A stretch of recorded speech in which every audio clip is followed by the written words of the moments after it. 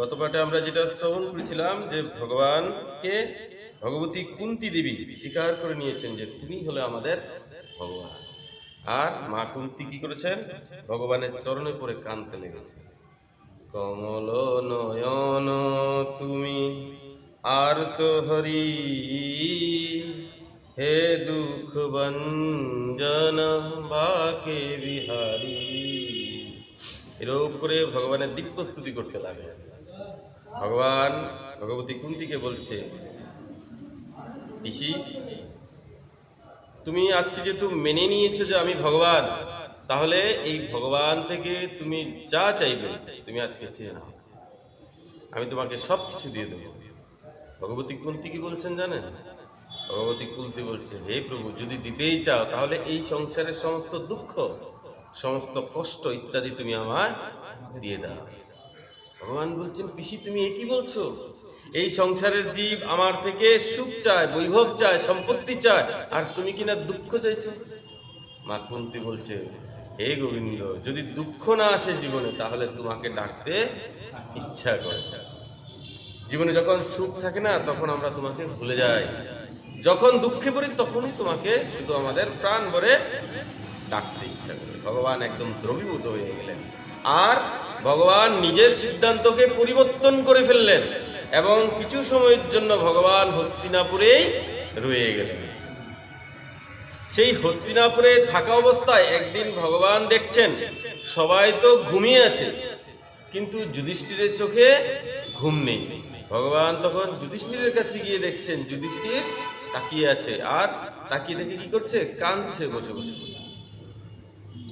ভগবান গিয়ে বললেন, কি হয়েছে দাদা, তুমি কাঁদছো কেন? মহাভারতের প্রসঙ্গ ঢুকে গিয়েছিলাম।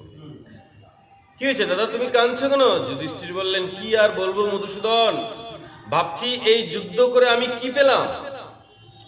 এই যুদ্ধ করে আমি কি পেলাম? শুধুমাত্র এই সিংহাসনই তো পেলাম। যখনই এই সিংহাসনে বসি তখনই এই সিংহাসনকে রক্তমাখা সিংহাসন মনে হয়। কাকে কাকে না মেরেছি, যাকে মেরেছি তারা তো সবাই নিজের আত্মীয়ই ছিল, নিজের স্বজন ছিল, কেউ ভাই ছিল, কেউ বন্ধু ছিল, তাই তো? কেউ কাকা ছিল, কেউ জেঠা ছিল, কেউ মামা ছিল। তার পরিণাম যে কি পেলাম? তার পরিণামে এই রক্তমাখা সিংহাসনই শুধু পেলাম। এই পাপের যে কি পরিণতি হবে তা আমি ভেবে কুলকিনারা করতে পারছি না। ভগবান বললেন, দাদা, এটা তো রাজধর্ম ছিল। এটা কিসের ধর্ম? রাজধর্ম ছিল। মনে রাখবেন, যুদ্ধের মধ্যে যদি কেউ আপনজনও শত্রুপক্ষের হয়ে যুদ্ধ করে তখন তাকে বধ করলেও কোনো পাপ হয় না। কেন? সেটা ছিল মহাভারতের যুদ্ধ। কিসের যুদ্ধ ছিল? সেটা ছিল ধর্মযুদ্ধ। শ্রীমদ্ ভগবদ গীতার প্রথম শ্লোকটা কি? ধর্মক্ষেত্রে কুরুক্ষেত্রে সমবেতা যুজুৎসব মামকা পাণ্ডবাশ্চৈব কিম কুর্বত সঞ্জয়। এটা কিসের যুদ্ধ ছিল? এটা ছিল ধর্মযুদ্ধ, ধর্মক্ষেত্রে কুরুক্ষেত্রে। যুধিষ্ঠির বললেন, দেখো, ভগবানকে বলছি, দেখো গোবিন্দ, তুমি আমার মনের ব্যথা বুঝতে পারবে না। ভগবান একদম চুপ হয়ে গেল। কিন্তু তা বলে তো ছেড়ে দেওয়া যায়? ভগবান চুপ হয়ে গেছেন, কিন্তু তার মানে এই না যে তাকে ছেড়ে দেবে। দেখুন, এই সংসারে উপদেশকর্তার উপর তুমি তখনই ভরসা করতে পারবে যখন সেই উপদেশকর্তার উপর তোমার গুরুভাব আসবে। বক্তার প্রতি যখন তোমার গুরুভাব আসবে তখনই তুমি বক্তার থেকে সমস্ত কিছু সমস্যার সমাধান ইত্যাদি পেয়ে। তার জন্য বক্তার প্রতি শ্রদ্ধা রাখতে হয়। শ্রদ্ধা থাকলে তুমি তার কাছ থেকে সবকিছু পেয়ে। বক্তার কাছ থেকে তুমি যদি এই কিছু শিখেছো, মনে রাখবে, খুব মন দিয়ে শুনে, আপনি যার কাছ থেকে যা কিছু শিখেছেন জীবনে, যদি সেটা আধ্যাত্মিক বিষয় হয় তাহলে সেই দিন থেকে তিনি আপনার আধ্যাত্মিক শিক্ষাগুরু হয়ে গেল। এবার তোমার ব্যাপার, তুমি তাকে মানবে না না মানবে, এটা তোমার ব্যাপার। মানো তো ভগবান, আর না মানো তো পাষাণ। যদি মানো তাহলে সেটাই ভগবান, আর না মানলে কি হবে? সেটা পাথর হয়ে যাবে। সেটা তোমার রুচি, তুমি মানবে কিনা। তোমাকে কিন্তু কেউ বন্দুক নিয়ে ধরবে না যে আমাকে গুরু মানো, এটা তোমার ব্যাপার। শ্রদ্ধা সম্পূর্ণ তোমার উপর নির্ভর করে। তাই বক্তার প্রতি গুরুভাব রাখতে হয়। গুরুভাব রাখতে হবে কিন্তু বক্তার প্রতি, নচেত আপনি জীবনের সমস্যার সমাধান কোনদিন পাবেন না। অর্জুনও গুরুভাব রেখেছিল কার উপর? গোবিন্দের উপর। অর্জুন ভগবানকে কি বলেছিল? শিষ্যহম তব কেশব, হে কেশব, এখন থেকে আমি তোমার শিষ্য আর তুমি আমার গুরু। তাই তো? অর্জুন তো মোটামুটি বয়স্ক ছিলেন যখন যুদ্ধ করছিল, ধার্মিক ব্যক্তি, পণ্ডিত ব্যক্তি, তো ওনার কি গুরুকরণ আগে হয়নি? নিশ্চয়ই হয়েছে। এখন আবার কিসের গুরুকরণ? এটা হলো শিক্ষা। আমি তোমাকে আমার গুরু হিসাবে বরণ করলাম, হে কেশব, আজ থেকে তুমি আমার গুরু আর আমি তোমার শিষ্য। গুরু ভাব রেখেছে। ভগবান উপদেশ করছেন আর অর্জুন সেই উপদেশকে গ্রহণ করেছিলেন। অর্জুনের মনেও কিন্তু সে বিষাদ ছিল। যুদ্ধ করার আগে অর্জুনের মনে সেরকম দুঃখ ছিল, আমি কি করে মারবো, সবাই তো আমার ভাই, আত্মীয় স্বজন, বন্ধু বান্ধব, আমি কি করে মারবো, এটা হচ্ছে বিষাদ। গীতার প্রথম অধ্যায় কি? অর্জুন বিষাদ যোগ। ভগবান সেই অর্জুনের বিষাদকে সমাপ্ত করেছিলেন, মুক্ত করেছিলেন। গীতার প্রথম অধ্যায় হচ্ছে এই অর্জুন বিষাদ যোগ। ঠিক তদ্রূপ যুধিষ্ঠিরের মনেও এই বিষাদ জাগ্রত হয়েছে, আমি কাকে কাকে না মেরেছি। কিন্তু ভগবান উপদেশ করছে, যুধিষ্ঠির মানতে চাইছে না, গুরুভাব আসেনি। আর গুরুভাব আসেনি, তার জন্য যুধিষ্ঠির ভগবানের উপদেশ মানছে না। অর্জুন মেনেছে কেন? গুরুভাব। বুঝতে পেরেছ? তাই বলে তাকে তো আর ছেড়ে দেওয়া যায় না। কারণ কেন? কারণ বিষাদগ্রস্ত জীবকে, অর্থাৎ দুঃখিত মানুষ যারা থাকে, তাদেরকে যদি কোনো সময় ছেড়ে দেওয়া হয়, তাকে বলে তাকে তার দুঃখ নিয়ে ছেড়ে দাও, তাহলে কি হবে? তাহলে সে যে কোনো সময় যে কোনো অঘটন করে নিতে পারবে। কেন? তার মনে তো দুঃখ রয়েছে, আর দুঃখের মাধ্যমে সে কি করবে? নিজের ক্ষতি করে ফেলবে। তার জন্য তাকে কি করতে হয়? একটু নজরের মধ্যে রাখতে হয়। ঠিক তদ্রূপ ভগবান ভাবলেন যে তাকে তো এইভাবে ছেড়ে দেওয়া যায় না, তাহলে এখন কি করার? বলে তাকে উপদেশ একজনই করতে পারে। তাকে উপদেশ একজনই করতে পারেন। তিনি কে? যার কথা তিনি শুনবেন তিনি অন্য কেউ নয়, তিনি এখনো বেঁচে আছে। কোথায়? সেই কুরুক্ষেত্রের রণাঙ্গনের সরসজ্জার উপর তিনি শায়িত আছেন। তার নাম কি? তার নাম হচ্ছে পিতামহ ভীষ্ম। বলে ভীষ্ম মহারাজ কি। ভগবান কি করলেন? সমস্ত পাণ্ডবদেরকে নিয়ে পিতামহ ভীষ্মের কাছে গিয়ে উপস্থিত হলেন। কেন? ওই যুধিষ্ঠিরকে উপদেশ করানোর জন্য। নিজের কথা তো শুনছে না, তার মানে ছেড়ে দেওয়া যায় না। তো কি করছে? সে যাকে মানে, যাকে মানত, তাকে তার কাছে নিয়ে পাঠিয়ে দেওয়া হয়। ভগবানও জানতেন। আর এদিকে দেখুন, ভগবান যখন কোনো কাজ করেন না, অসংখ্য কারণ থাকে, শুধু একটা কারণের জন্য তিনি এই কাজগুলি করেন না। এদিকে যুধিষ্ঠিরের বিষাদ দূর করতে হবে, ওইদিকে আবার ভীষ্ম অপেক্ষায় বসে আছে কখন গোবিন্দ আসবে। ভগবানও জানতেন এই ভীষ্ম শুধু একজনেরই প্রতীক্ষায় বসে আছে, একজনেরই অপেক্ষা করছে, তিনি হচ্ছে একমাত্র ভগবান শ্রীকৃষ্ণ। এদিকে ভীষ্ম ভগবানের জন্য অপেক্ষায় বসে আছে, কখন গোবিন্দ আমার কাছে আসবে। দেখুন, ভীষ্মের উপর কিন্তু ইচ্ছা মৃত্যুর বরদান রয়েছে। গঙ্গাপুত্র ছিল তো, তার বরদান ছিল সে যখন চাইবে তখনই সে তার এই শরীরটাকে ত্যাগ করতে পারবে, কিন্তু তারপরও ছাড়ছে না। এতদিন ধরে তিনি সেই সরসজ্জার মধ্যে পড়ে রয়েছেন। কেন? অন্ত সময়ে যেন তিনি ভগবান শ্রী হরিকে দেখে এই প্রাণটাকে ত্যাগ করতে পারেন। এটা ছিল ভীষ্মের মনের ইচ্ছা, আর অন্য কিছু নয়। তো ভীষ্মের শুধু একটি ইচ্ছা ছিল কি? অন্ত সময়ে যেন আমি গোবিন্দকে দেখে এই দেহটা ছাড়তে পারি। অন্তকালে তুম সামনে হো, बंसी बजाते मन को लुभाते, यही गीत गाते मैं तननाथ त्यागु, गोविंद दामोदर हरे। ভীষ্মের শুধু একটি ইচ্ছা ছিল কি? আমি যেন অন্ত সময়ে মুরলীধর ভগবান শ্রীকৃষ্ণকে দেখে এই দেহটা ত্যাগ করতে পারি। ভগবান কি করলেন? সবাইকে নিয়ে সেখানে গিয়ে উপস্থিত হলেন। গোবিন্দকে দেখেই পিতামহ ভীষ্মের চোখ থেকে একদম ঝরঝর করে জল পড়ছে। ভগবান বললেন, কি হয়েছে পিতামহ, তুমি কাঁদছো কেন? বলে, পিতামহ তোমার কি কোনো অন্তিম ইচ্ছা আছে? বলে, না না, আমার কষ্ট তো শুধু এই এই মনের, দেহের কোনো কষ্ট নয়। বলে, তাহলে তুমি কাঁদছো কেন? ভীষ্মজি বলছে, প্রভু আমার সামনে অনন্ত কোটি বিশ্বের ব্রহ্মাণ্ডের নায়ক দাঁড়িয়ে আছে, আর আমি তাকে দুটি হাত জোর করে প্রণাম পর্যন্ত করতে পারছি না, এর থেকে অভাগা এই সংসারে আর কি আছে? পিতামহ ভীষ্ম এই বলে কাঁদতে লেগেছে। ভগবান বলছেন, পিতামহ তোমার এই পুত্র রাজা হয়েছে। কোন পুত্র? যুধিষ্ঠির, তাই তো? তোমার এই পুত্র রাজা হয়েছে, তাকে তুমি কিছু উপদেশ করো। ওই যে উদ্দেশ্য কি ছিল? সেই যুধিষ্ঠিরকে উপদেশ করার। বলছে তুমি তোমার এই পুত্রকে উপদেশ করো। পিতামহ ভীষ্ম খুব সুন্দর করে উপদেশ দিতে লাগলেন। কি? দান ধর্মান, রাজ ধর্মান, মোক্ষ ধর্মান, বিভাগস, স্ত্রী ধর্মান, ভগবত ধর্মান, সমাস বেশ যোগতঃ।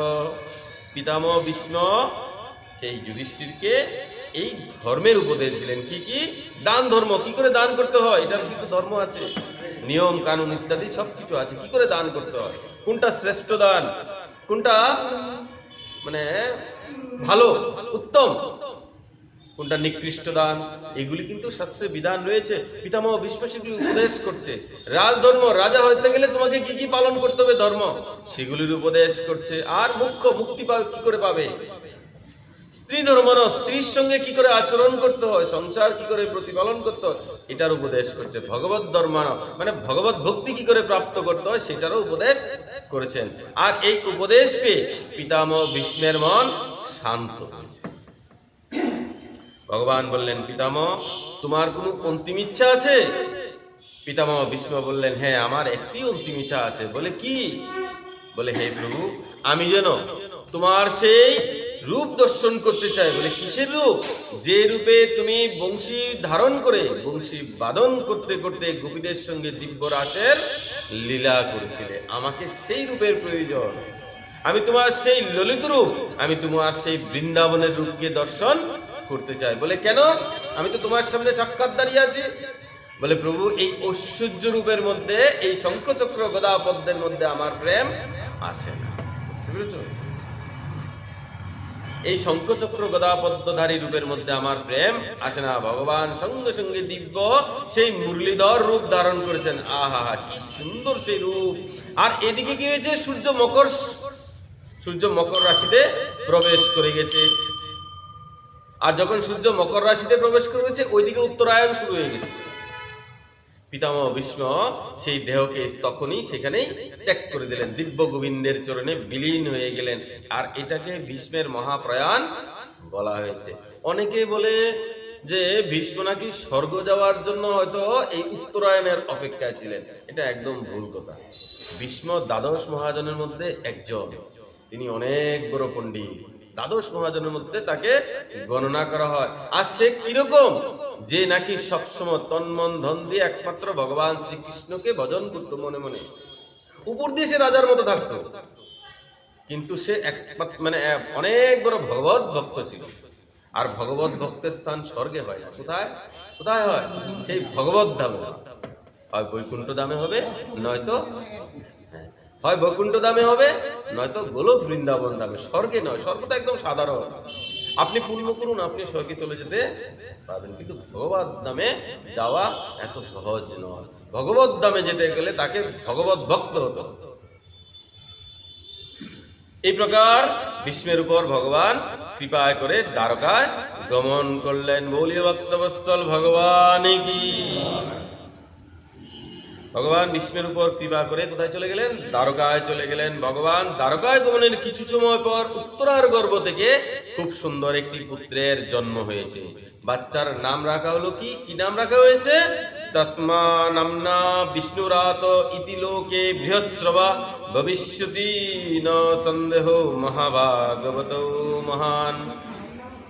ভগবান যার রক্ষা করেছে, ভগবান যার স্বয়ং রক্ষা করেছে, তার জন্য তার নাম রাখা হয়েছে কি? বিষ্ণুরাত।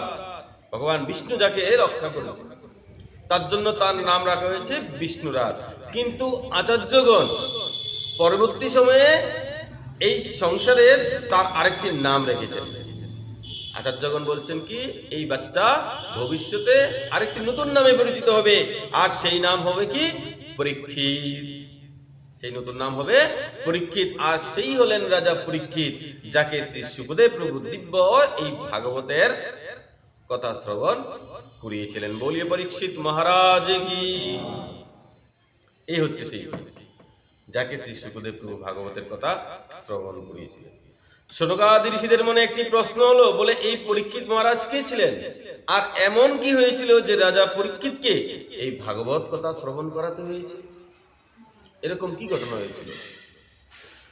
শ্রী সুতজি মহারাজ তখন বললেন, স এস লোকে বিখ্যাত পরীক্ষিদিতি ইয়ত প্রভু। সমস্ত ঋষিগণ পুত্রের নামকরণ করে বললেন, হে যুধিষ্ঠির, তোমার এই পুত্র সংসারে কি করবে? পরীক্ষিত নামে বিখ্যাত হবে। পরীক্ষিদিতি ইয়ত প্রভু। এই বাচ্চা জন্মের পর থেকে সবার পরীক্ষা করা আরম্ভ করে দিয়েছিল। ওই যে মাতৃগর্ভে দেখেছিল না, কোন একটা কালো রঙের পুরুষ এসে তাকে রক্ষা করেছিল। তার জন্য যখনই কোনো ছোট বাচ্চা অবস্থায় যখনই কোনো কালো রঙের পুরুষকে দেখে সঙ্গে সঙ্গে তার আঙ্গুল ধরে টানতে লাগে, তুমি কি সেই যে আমার মায়ের গর্ভে এসে আমাকে রক্ষা করেছিলে? যখনই কোনো হলুদ বস্ত্র মানে পীতাম্বর ধারণকারী কোনো পুরুষকে দেখে সঙ্গে সঙ্গে সেই পীতাম্বর বস্ত্রকে ধরে টানতে লাগে, আপনি কি সেই যে আমার মায়ের পেটে ঢুকে আমাকে রক্ষা করেছিলেন? বলে, কেন? ভগবান তো পীতাম্বর বস্ত্র পরে থাকেন। তো জন্ম নেওয়ার পর থেকে সে কি করছে? লোককে পরীক্ষা করতে শুরু করে, তার জন্য তার নাম হয়েছে কি পরীক্ষিত। এই পরীক্ষিত, সেই পরীক্ষিত আস্তে আস্তে বড় হচ্ছেন। আর এদিকে যুধিষ্ঠির কি দেখলেন? যুধিষ্ঠির চারদিকে কিছু নিত্য নতুন অপশকুন, অমঙ্গল ইত্যাদি দেখতে পাচ্ছে। কি দেখতে পাচ্ছে? রাজা যুধিষ্ঠির নিজের রাজ্যের মধ্যে কিছু অমঙ্গল দেখছে, অপশকুন দেখতে পেলেন। তাই যুধিষ্ঠিরের মনে এবার কি হলো? ভয় সৃষ্টি হয়েছে। দেখুন, আমরা যদি কোনো অপশকুন দেখি, অমঙ্গল দেখি, তখন আমাদের মনে কি আনন্দ হয় না ভয় হয়? ভয় তো হয়, দুশ্চিন্তা হয়, আরে জানি কি হয়। ঠিক তদ্রূপ যুধিষ্ঠিরের মনে এবার ভয় হচ্ছে। কি দেখছেন? খুব মন দিয়ে শুনবে। একটি গাভীর নিজের সন্তানকে আদর করে করে চাটছে, মানে মা তার বাচ্চাকে আদর করছে, আর চাটতে চাটতে তার চামড়া পর্যন্ত ঝুলে যাচ্ছে, রক্ত বেরিয়ে যাচ্ছে, এরকম ভাবে চাটছে। এর অর্থ কি? এটা হচ্ছে কলিযুগের লক্ষণ। কলিযুগে মাতা পিতা নিজের সন্তানকে এতটা স্নেহ করা শুরু করবে যে সেই স্নেহের মাধ্যমে আস্তে আস্তে তার ভবিষ্যৎ নষ্ট হয়ে যায়। একমাত্র এই স্নেহের কারণেই সন্তানের ভবিষ্যৎ নষ্ট। এইগুলি আমার কথা নয়, শাস্ত্রের কথা। এগুলি এত আদর করছে, মানে চাটছে, জিহ্বা দিয়ে যে চাটছে, চাটতে চাটতে চাটতে চাটতে তার শরীর থেকে রক্ত ঝরঝর করে পড়ছে, তারপরে চাটা থাকছে না, এত আদর। বলে কিরকম? দেখুন, আগেরকার দিনে মেয়েরা যদি 5-6 বছরের হতো, তখন মা বাপ তাকে কি করতো? ঘরের কাজকর্ম ইত্যাদি শেখাতো তো। এখনকার দিনে মেয়ের বয়স 20 বছর হয়ে গেছে, তারপরে কোনো কাজকর্ম শেখানো তো দূরের কথা, উল্টা আরো কি করছে? মেয়েকে নিজের হাতে খাইয়ে দিচ্ছে, নে বাবা তুই খা, দিচ্ছে তো। ছেলেকেও ঠিক তো। এখন যখন কিছুদিন পরে তার বিয়ে হয়ে যায়, যখন সে শ্বশুর বাড়িতে যায়, আর শ্বশুর বাড়িতে গিয়ে যখন কাজকর্ম ইত্যাদি কিছুই পারে না, তখন তো বকা খেতেই হবে, তাই তো? আর যখন বকা দেয় শাশুড়ি, তখন বলে কি? বলে, আমার মা তো জীবনে আমাকে একটা বকাও দেয়নি, তুমি আমাকে বকা দিও। সংসার অশান্তি সেখান থেকে শুরু হয়। তো ওই যে আদর করেছে, স্নেহ করেছে, তার প্রতিফল অশান্তি কেন হচ্ছে? এই কারণে। আগেকার দিনে বাচ্চারা যখন দুষ্টামি করতো, বদমাইশি করতো, তখন কি করতো? মা বাপ তাকে খুব ভালো করে ধুলাই দিত, আর এখন একটা চড় মারে, আদর করে, বলে না না আমার বাচ্চাকে আমি মারবো। তো সেই বাচ্চা যখন বড় হয়ে কোনো কুকর্ম করবে, তখন তার জন্য সন্তানকে স্নেহের সঙ্গে সঙ্গে সেই সঠিক শাসনও দিতে হবে, সেই উপযুক্ত শিক্ষা কিন্তু দিতে হবে। এটা হচ্ছে কলিযুগের লক্ষণ। কলিযুগে এগুলো হবে। যুধিষ্ঠির এগুলি দেখছেন। যুধিষ্ঠির মহারাজ যখনই এই দৃশ্য দেখলেন, এগুলি তো ভালো লক্ষণ নয়, তিনি মনে মনে বিচার করলেন। দেখুন, কে বিচার করছে? যুধিষ্ঠির বিচার করছে, ধর্মজ্ঞ ধর্মরাজ নাকি। তিনি তখন অর্জুনকে ডাকলেন। অর্জুনকে ডেকে অর্জুনকে বলছে, অর্জুন তুমি একটিবার দ্বারকায় যাও, যাও, আর সেখানে গিয়ে দেখো দ্বারকাধীশ ভগবান শ্রীকৃষ্ণ সুকৌশলে আছেন তো, তিনি ভালো আছেন কিনা, তুমি একটিবার গিয়ে দেখে আসো। অনেকদিন হয়ে গেল দ্বারকাধীশ ভগবান আমাদেরকে ছেড়ে সেখানে চলে গেছেন, তার সঙ্গে দেখা হয়নি। একটিবার তুমি সেখানে গিয়ে তার একটু খোঁজ খবর ইত্যাদি নিয়ে আসো, আর যদি পারো ওনাকে একটু অনুনয় বিনিময় করে আমাদের রাজ্যে আবার নিয়ে এসো। অর্জুন বেরিয়ে গেছেন ভাই যুধিষ্ঠিরের আদেশ পেয়ে, আর দ্বারকায় গিয়ে অর্জুন উপস্থিত হলেন। সেখানে গিয়ে কি দেখলেন? সেখানে গিয়ে দেখছেন দ্বারকা বলতে কোনো স্থানই নেই, কিছুই নেই। কি হয়েছে? সমগ্র দ্বারকা সমুদ্রের জলের তলায় মিশে গেছে, একদম ডুবে গেছে। ভগবান সদা সর্বদার জন্য এই ধরাধাম ত্যাগ করে নিজের নিত্য দামে গমন করে গেছেন, মানে ভগবান অলরেডি চলে গেছে। অর্জুন কাঁদতে কাঁদতে ফিরে এলেন। যুধিষ্ঠির যখনই অর্জুনকে দেখেছেন যে ভাই কাঁদছে, সঙ্গে সঙ্গে যুধিষ্ঠির অর্জুনকে বুকে জড়িয়ে ধরলেন। কি হয়েছে অর্জুন, তুমি কাঁদছো কেন? বলে আমাদের দ্বারকাধীশ ভালো আছেন তো? অর্জুন বললেন কি বলবো দাদা, বঞ্চিত হহং মহারাজ হরিণা বন্ধুরূপিণা। এই ভগবান শ্রীকৃষ্ণ আমাদেরকে ছেড়ে সদা সর্বদার জন্য ওনার নিত্যধাম চলে গেছে। সেই কি বলছো অর্জুন? যদি দ্বারিকাধীশ ভগবান শ্রীকৃষ্ণই না থাকে তাহলে আমরা এখানে থেকে আর কি করব? তাহলে চলো আমরাও এই জগৎ সংসারকে ছেড়ে চলে যাই। শ্রী পরীক্ষিতের তখন মাত্র কৈশোরকাল, মানে বাচ্চা থেকে একটু বড় যৌবন কালে এখনো পড়েনি, জাস্ট কৈশোরকালে পদার্পণ করেছে। যুধিষ্ঠির কি করলেন? তাকে রাজ্য সিংহাসনে অভিষিক্ত করে দিয়ে পঞ্চপাণ্ডব আর দ্রৌপদীকে নিয়ে বনের দিকে গমন করলেন। সেই পরীক্ষিত মহারাজ আস্তে আস্তে যখন বড় হচ্ছে, ছোট বাচ্চা তো, তখন চারদিকে অন্যান্য যে রাজারা আছে তারা কি করছে? পরীক্ষিতকে উত্ত্যক্ত করছে। ছোট বাচ্চা কি আর করতে পারে? পরীক্ষিত কি করলেন? দিগ্বিজয় করার জন্য ঘোষণা করে দিলেন। এই ছোট অবস্থায় পরীক্ষিত এবার দিগ্বিজয় করে তিনি সমস্ত বিরোধী যত রাজারা ছিল তাদেরকে দমন করলেন, আর দমন করে তাদেরকে পরাজিত করে সম্পূর্ণ পৃথিবীর একচ্ছত্র সম্রাট হয়ে গেলেন, চক্রবর্তী সম্রাট হয়ে গেলেন। আর সেই পরীক্ষিত মহারাজের বিবাহ হয়েছে, সন্তান হলো, নাম হচ্ছে জন্মেজয়। সেই পরীক্ষিত কিন্তু চক্রবর্তী সম্রাট, দেখুন কি কি না আছে তার কাছে, চক্রবর্তী সম্রাট। আর সেই পরীক্ষিত সবকিছুকে পরিত্যাগ করে ভগবানের চরণে গিয়ে বসে গেছে ভাগবত কথাকে শ্রবণ করার জন্য। কোনো অভিমান নেই, 7 দিন না খেয়ে সেখানে গিয়ে বসে গেছে একমাত্র ভাগবত কথাকে শোনার জন্য, মুক্তির লালসা।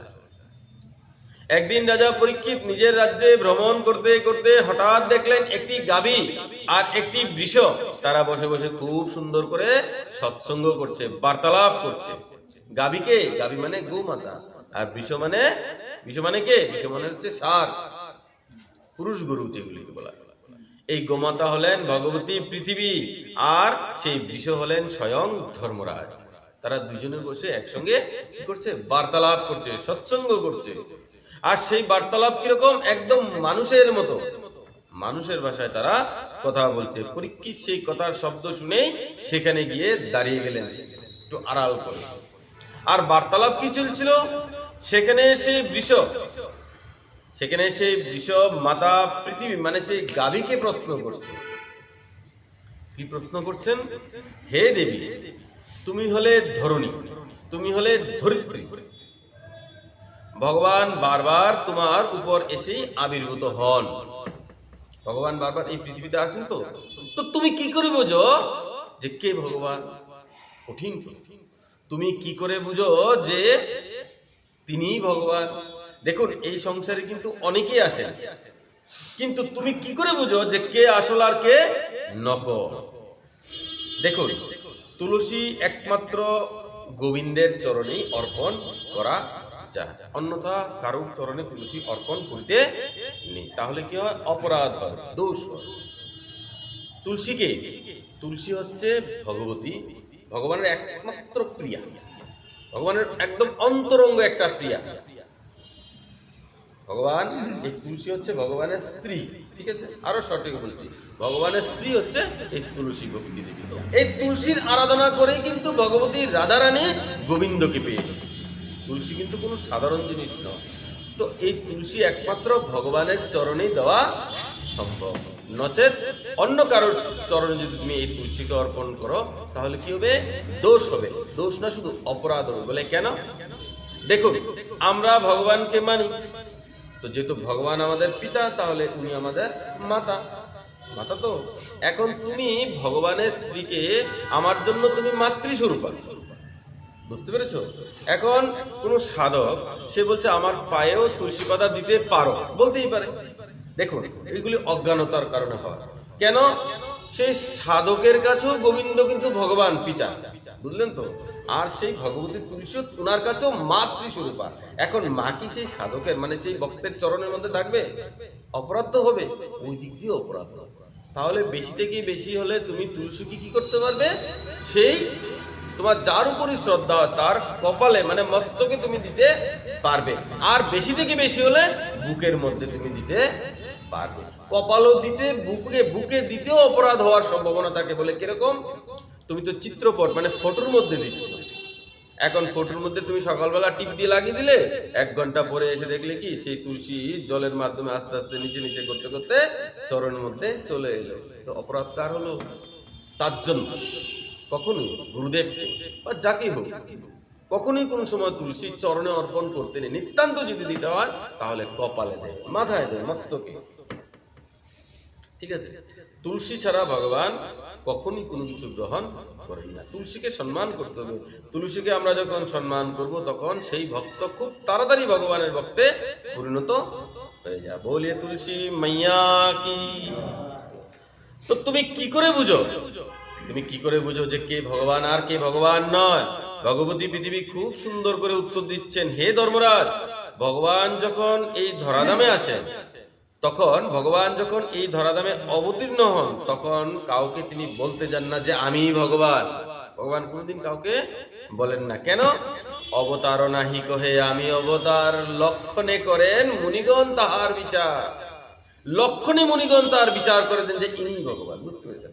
ভগবান কোন সময় বলেন না যে আমি ভগবান। ভগবান রামচন্দ্র বলেছে আমি ভগবান, বলেছে? পরশুরাম কোনদিন বলেছে আমি ভগবান? বাবা ভোলানাথ কোনদিন বলেছে আমি ভগবান? কেউ বলে না। বরাহ ভগবান কোন সময় বলেছে ভগবান? কে বলেছে ভগবান তাদেরকে? সাধু ঋষি মুনিগণ বলে দিয়েছেন যে ইনি বলেন ভগবান। কেন? ভগবানের লক্ষণ দিয়ে তাকে বোঝা যায়। ভগবান যখন অবতীর্ণ হন তখন তাকে ঢাকঢোল ইত্যাদি পেটাতে হয় না।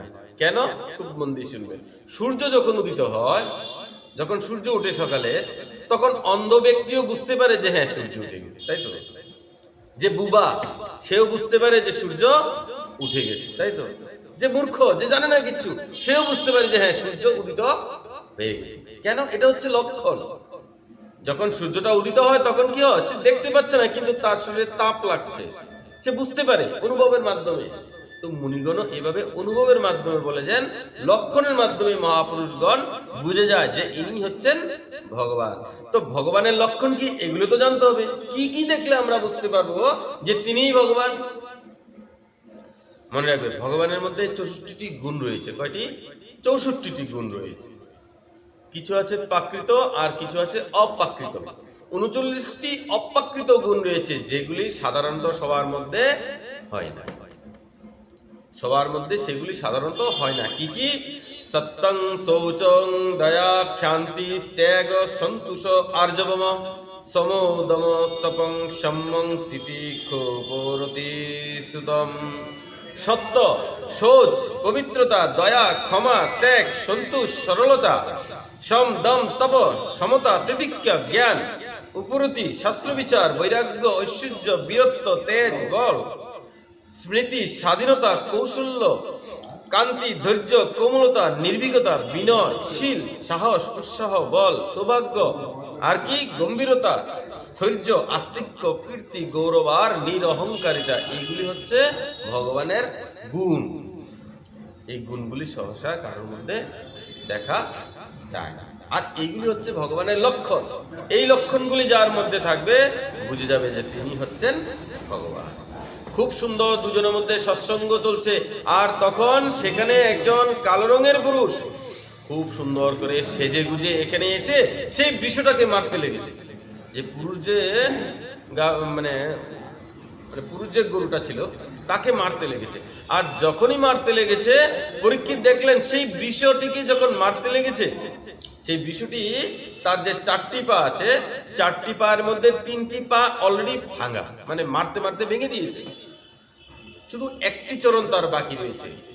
আর সেই বিষয়টাকে বাঁচানোর জন্য সেই গোমাতা যখন দৌড়াতে লেগেছে, সেই কালো রঙের পুরুষ সেই দুষ্টটা কি করেছে, সেই গোমাতাকে পর্যন্ত মারতে উদ্যত হয়েছে আর তাকে মারতে লেগেছে।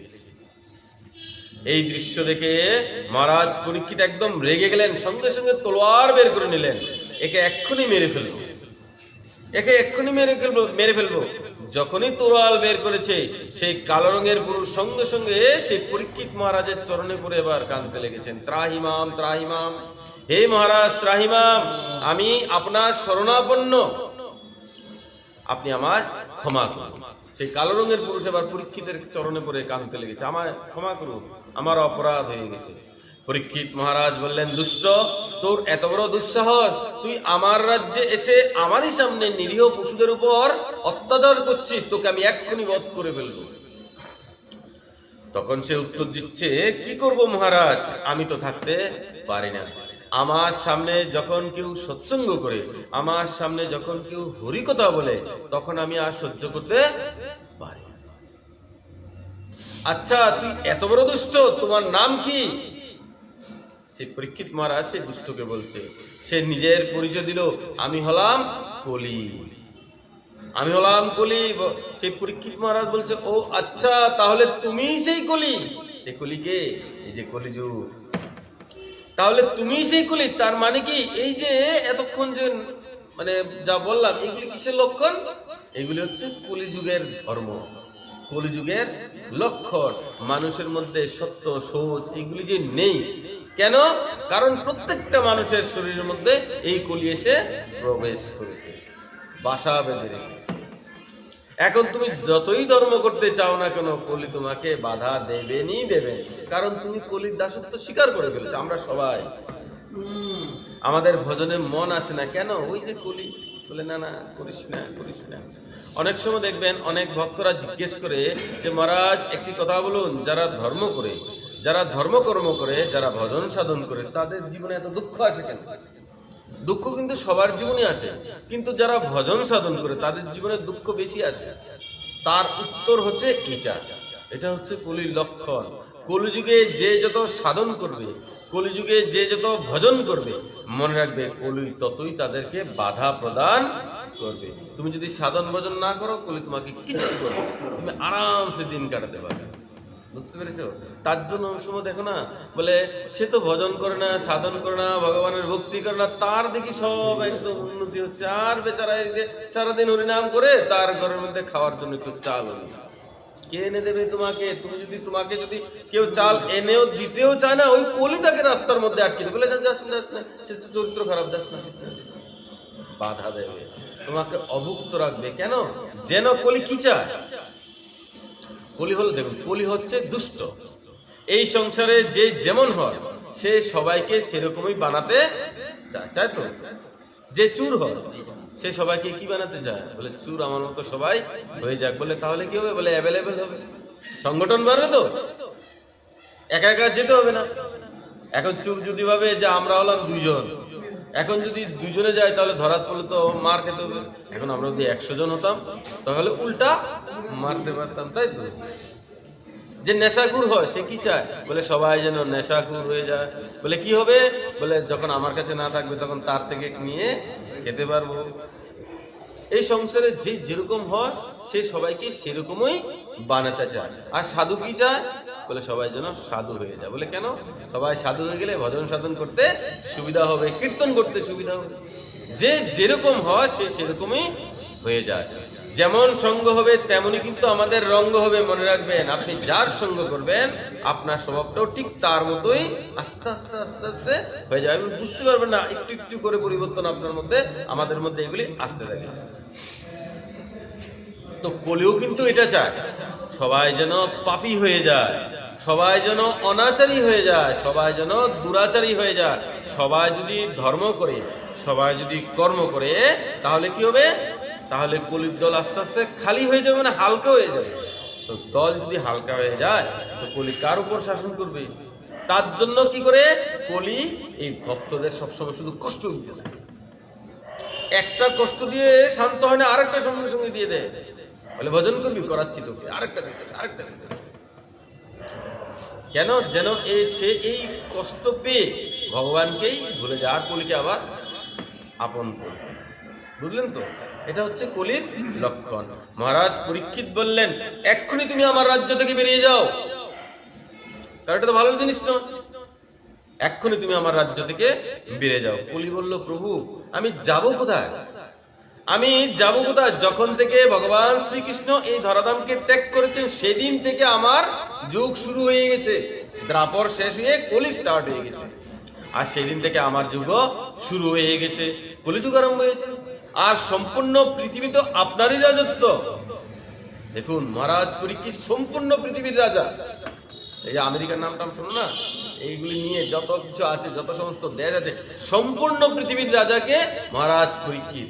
কলি বলছে, মহারাজ আপনি তো এই সমগ্র পৃথিবীর রাজা, আমি কোথায় যাব? যেখানে যাব সেখানে তো আপনার রাজত্ব। কলির প্রভাব কিন্তু মনে রাখবেন এই পৃথিবীর মধ্যেই, পৃথিবীর বাইরে নেই। তাহলে আমাকে থাকার জন্য একটি ভালো জায়গা দিন। পরীক্ষিত বিচার করলেন, এখন যেহেতু কলিযুগ শুরু হয়ে গেছে, তার জন্য তাকে থাকার জায়গা তো দিতে হবেই, যেহেতু যুগ আরম্ভ হয়েছে। আর এখন যদি আমি সেই যুগের যে কলিকে আমি এখান থেকে তাড়িয়ে দিই, তাহলে ভগবান কাছে অপরাধ হয়ে যাবে, তো তাকে তো রাখতে হবে। ঠিক আছে, তোমাকে আমি জায়গা দিলাম। পরীক্ষিত মহারাজ বললেন, ঠিক আছে যাও, তোমাকে আমি থাকার জন্য পৃথিবীর মধ্যে 4টি স্থান দিলাম। কি কি? দুত্তং পানং স্ত্রিয়ং সুনা ইয়াত্র ধর্মশ্চ তুর্বিদ। দুত্ত মানে যেখানে জুয়া খেলা হয়। খুব মন দিয়ে শুনবেন, কলি কোথায় কোথায় থাকে। যেখানে জুয়া খেলা হয় সেখানে কলির বাস হবে। শ্লোক বলছে, দুত্তং যেখানে জুয়া খেলা হয়, ঠিক আছে। পানং যেখানে মদ্যপান করা হয় সেখানে কলির বাসস্থান। তৃতীয় হলো স্ত্রী, অর্থাৎ যারা পরস্ত্রী গমন করে তারা হলো কলির সাক্ষাৎ এজেন্ট। আর চতুর্থ হলো সুনা। সুনা মানে হিংসা। সুনা মানে হিংসা, যেখানে হিংসা হবে সেখানে কলির বাস হবে। এবার আমার বাড়িতে যদি আমি আরেকজনকে হিংসা করি, আমি নিজের ভাইকে হিংসা করছি, নিজের অমুককে হিংসা করছি, তার মানে কি সেখানে কলির বাস আছে। আপনি যতই ভজন করুন আর যাই কিছু করুন, কলি আপনাকে বাধা দেবেনই দেবেন। এইগুলি, এই 4টা স্থান হচ্ছে কলির একদম মানে প্রিয় স্থান। এগুলির মধ্যে পরীক্ষিত কলিকে স্থান দিয়েছে। এরকম 4টি স্থান দিলেন। কলি বললেন, মহারাজ এই 4টি তো নোংরা জায়গা দিলেন, একটা তো ভালো জায়গা দিলেন, একটা তো ভালো জায়গা দিলেন না। পরীক্ষিত মহারাজ বিচার করলেন, কত তো ঠিক, একটা তো ভালো দামি জায়গা দিলাম না। তাই মহারাজ কলিকে 5ম স্থান দিলেন। কোথায়? স্বর্ণের মধ্যে, সোনা। স্বর্ণ মানে কি? অর্থ মানে টাকা। টাকাই তো আগে, দেখো আগে স্বর্ণ দিয়ে কাজ কারবার হতো, আর এখন অর্থ মানে টাকা দিয়ে হয়। তো চতুর্যুগে এই স্বর্ণই হলো অর্থের রূপকাঠি। স্বর্ণ দাও, টাকা নিয়ে যাও। সেই সোনা দিয়ে অর্থের বিনিময় হতো। এখন যুগ পাল্টিয়েছে, তার জন্য ওই স্বর্ণের পরিবর্তে টাকা দিয়ে লেনদেন হচ্ছে। তো কলিকে সেই স্থান দিয়ে দিয়েছে, একদম সুন্দর ভালো জায়গায় থাকে। সেই স্থান পেয়ে কলি একদম খুব খুশি হয়ে গেছে। এতক্ষণে একটা ভালো জায়গা পেলাম। কোথায়? সেই স্বর্ণের মধ্যে, অর্থাৎ সেই টাকার মধ্যে। পরীক্ষিত মহারাজ বলছেন, সাবধান কলি, তোমাকে আমি স্বর্ণের মধ্যে স্থান দিয়েছি, অর্থের মধ্যে স্থান দিয়েছি, তবে কোন অর্থের মধ্যে? খুব মন দিয়ে শুনবেন, এটাও একটা প্রশ্ন। তাহলে তো স্বর্ণ বললেই কলি ধরে ফেলবে নাকি? বলছে কোন অর্থ? যে অর্থ অনৈতিক উপায়ে উপার্জন করা হয় তার মধ্যে তোমার বাস হবে, কিন্তু যে অর্থ নীতিসঙ্গত, যে অর্থ নীতিসঙ্গত তার মধ্যে কলির বাস হবে না। বুঝলেন তো? নীতিসঙ্গত মানে কি? আপনি পরিশ্রম করেছেন, সারাদিন বেগার পরিশ্রম করতে করতে করতে 2-4-5 বছরের মধ্যে আপনি ওইখান থেকে একটু অর্থ সঞ্চয় করতে করতে করতে করতে একটু স্বর্ণের কিছু একটা বানিয়েছেন, একটা ঘর বানিয়েছেন, একটু ভালো কিছু খাওয়ার, এখানে কলির বাস হবে না। কলির বাস কত হবে? 5 টাকা দিয়ে 10 টাকা করে না, এইগুলি হচ্ছে কলির বাস। ডাবল ডাবল, অল্প কিছুদিনের মধ্যে বড় লোক হয়ে যাচ্ছে। এখানে কি থাকবে? কলির বাস হবে। এগুলি নীতিসঙ্গত নয়। মনে রাখবেন, যখন থেকে ঘরের মধ্যে কিছু অনৈতিক অর্থ আসতে থাকবে, তখন থেকেই কিন্তু আমাদের জীবনে দুঃখ কষ্ট ইত্যাদি অশান্তি প্রবেশ করতে থাকে। আমাদের প্রত্যেকের ঘরের মধ্যে কিছু না কিছু এক্সট্রা রোজগার আসতে থাকে। খুব মন দিয়ে শুনুন। আসে কিন্তু সবার ঘরের মধ্যে। বলে না না আমি একদম দোয়া তুলিস পাতা আমি বুঝিও না। সবার ঘরের মধ্যে কোনো না কোনো ভাবে কিছু না কিছু উপায় হলো সেই অর্থ আসতে থাকে। তখন কি করবে? বলে আমি তো জানতাম না কিন্তু এসে তো গেছে। বলে সে খুব ভক্তিমান, ওম নমো ভগবতে বাসুদেবায় বলে কি করছে, সকালে ধূপ দিচ্ছে দোকানের মধ্যে, তারপর দোকানদারি করছে। বলে আপেলের কিলো কত? বলে আপেলের কিলো মহারাজ 70 টাকা দিয়ে কিনে নিয়েছি, এখন আমাকে 80 টাকা বেচতে হবে। আসলে কিনেছে 30 টাকা। কেন বেশি বলছে? লাভ করতে হবে তাকে। তো ওই যে মিথ্যা কথা বলেছে, মিথ্যা কথা বলে তো রোজগার করেছে, অপরাধ তো হয়েছে, তাহলে খাবে কি? রোজগার তো তাকে করতে হবে। তো কিন্তু করেছে তো মিথ্যা কথা। তো তখন কি হবে? তখন কি করব? তখন তাকে ধর্মের জন্য সৎকর্মে তাকে সবসময় দান করতে থাকবে, ভগবানের কাজে তুমি এগুলি খরচ করতে থাকবে। আর যত দান করবে ততই তোমার অর্থ শুদ্ধ হতে থাকবে। মনে রাখবে, দানের দ্বারাই একমাত্র অর্থ শোধন করা যায়, আর নাহলে জীবনও কোনো কোনো বুদ্ধির মাধ্যমে সেই অর্থকে শোধন করা সম্ভব নয়। একমাত্র দানের মাধ্যমে সেই অর্থকে শোধন করা যায়। তার জন্য যেখানে কোনো সৎকর্ম হয়, যেখানে সাধু সঙ্গ হয়, যেখানে মন্দির নির্মাণ হয়, যেখানে বিনা পয়সায় প্রসাদের ব্যবস্থা হয়, যেখানে সবসময় কিছু না কিছু ভক্তিমূলক কাজকর্ম হয়, যেখানে গো সেবা হয়, যেখানে বৃদ্ধাশ্রম নির্মাণ হয়, সেখানে মন্দির, সেখানে কিছু না কিছু সবসময় দান ধর্ম ইত্যাদি করতে হবে। বলে কেন? এই দানের মাধ্যমে আমাদের যে অনৈতিক রোজগারগুলি, যেগুলি আমরা জানিও না কি করে এসেছে, বুঝলেন তো, সেই অনৈতিক যে অর্থগুলি শোধিত হতে থাকে, মানে আমাদের অপরাধগুলি নষ্ট হয়ে যায়, বুঝলেন তো। আর দান করলে কিন্তু কেউ কোনোদিন ফকির হয় না, হয়?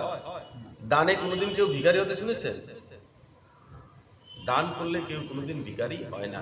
যত তুমি দান করবে তত কি হবে? ভগবতী লক্ষ্মী তোমার কাছে এসে বসে থাকবে। দান যখন করে না মানুষ, তখন ভগবতী লক্ষ্মী অত্যন্ত আনন্দ পায়, যখন দান করে, কোনো সৎকর্মের জন্য, অসৎকর্মের জন্য নয় কিন্তু। তো এইগুলি হচ্ছে কলির ধর্ম। অর্থ একমাত্র ধর্মের দ্বারাই শোধিত হয়, এছাড়া আর কোনো দ্বিতীয় পথ নেই। এই প্রকার শ্রী পরীক্ষিত মহারাজ কলিকে দমন করলেন। কলিকে দমন করে পরীক্ষিত মহারাজ ধর্মকে আবার পৃথিবীতে পুনরায় স্থাপিত করলেন। বলি ভক্তবৎসল ভগবান কি। এই কথাগুলি বলে আজকে শ্রীপাঠের আমরা এখানেই বিশ্রাম দিয়ে দিলাম। আগামীর পাঠ আবার সেই শনিবার দিন হবে, সবাই আসবেন। এই কথাগুলি বলে এখানে বিদায় দিয়ে দিলাম। রাধে রাধে। ওম নমো ভগবতে বাসুদেবায়। ওম নমো ভগবতে বাসুদেবায়।